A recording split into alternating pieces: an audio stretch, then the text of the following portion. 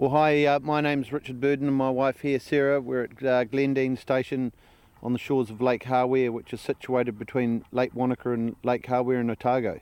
The property's just under 6,000 hectares, and we run a mixture of merino sheep, red hinds for breeding, a cattle operation which is a breeding operation for cows, trophy stags and a velveting stag herd. We have 2 lease blocks where one of the lease blocks is focused on finishing the deer, growing out the young heifers. One of the other finishing blocks does hay production and crop production. We also do some crossbred ewes and wintering dairy cows. I do the accounts for the farm and pay the wages, and I'm the sounding board, I suppose. There's always a lot happening, and Richard always has to have someone to talk to about new developments and what's happening, and I'm that. Yeah. And so, how's the lifestyle? Lifestyle's busy. I'd have to say we don't actually get out there on this beautiful lake that often, but there's plenty of time for that. So, we're just working hard at the moment, and once the kids get bigger, we'll enjoy more of it.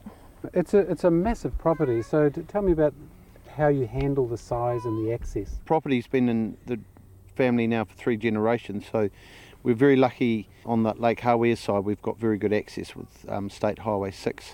We've got around 70 kilometres of farm tracks. Traditional things like the mustering is still done pretty much the same. On the Lake Hawea side, we've got a conservation covenant, and that's with the Department of Conservation, and again we agreed with that because it's not where we wanted to plant trees, it's not where we needed to track. We've got a 3-year sustainable farming project which was looking at how conservation biology and farm production, economic production can work together, because a lot of this land in the high country, hill and high country of New Zealand, has a mixture of both production values and conservation values. Prior to tenure review, Richard had actually fenced off a lot of the areas which were sensitive and also of high conservation values.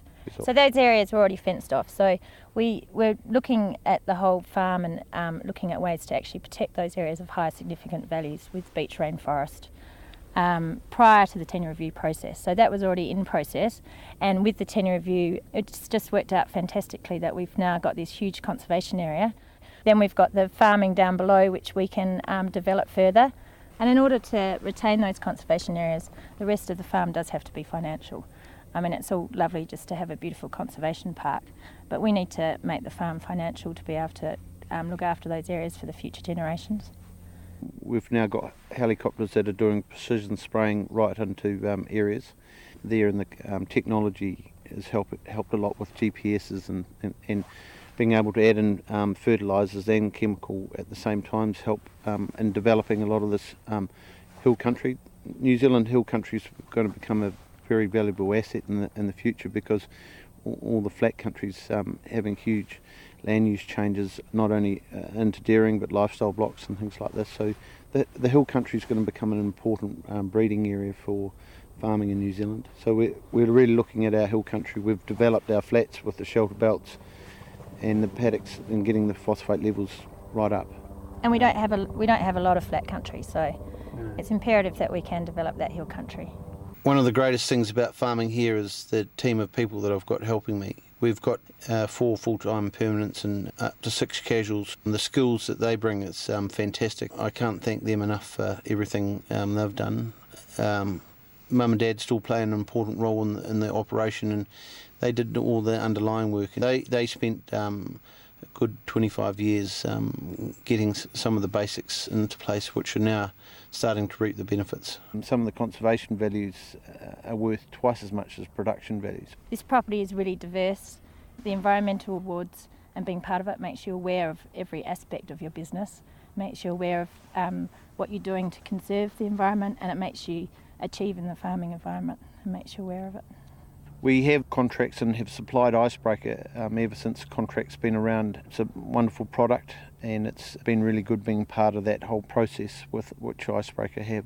Richard's parents moved over to this side of the lake in 1979. No one actually ever believes me when I show them a photograph, but before they came here there was not one tree. So the accomplishment that you can do in a short period of time, Jerry and Leslie have put a lot of hard work into developing This farm, in its initial stage, when they first came around this part of the lake, it was undeveloped. It just shows you what a family can do. And Richard's continuing on with that development and progressing. With the type of weather patterns we get here, it's a 36-inch rainfall country. We get strong nor'westers coming in, so shelter plays a very important role. We are trying to plant 1,000 trees a year, but we're also interested in developing areas that we're going to be planting into flaxes. There's about 30 hectares in forestry now, and we hope to be able to keep growing that side of it. I suppose we got involved in the Farm Environmental Awards for a number of reasons. Have been involved in the Sustainable Farming Project, and that sort of made me more aware of the values that you have on a property. The farming environment's all part of it, and so between the production and the farming, it was about finding a balance and with the recreation and the hunting business that we're building up.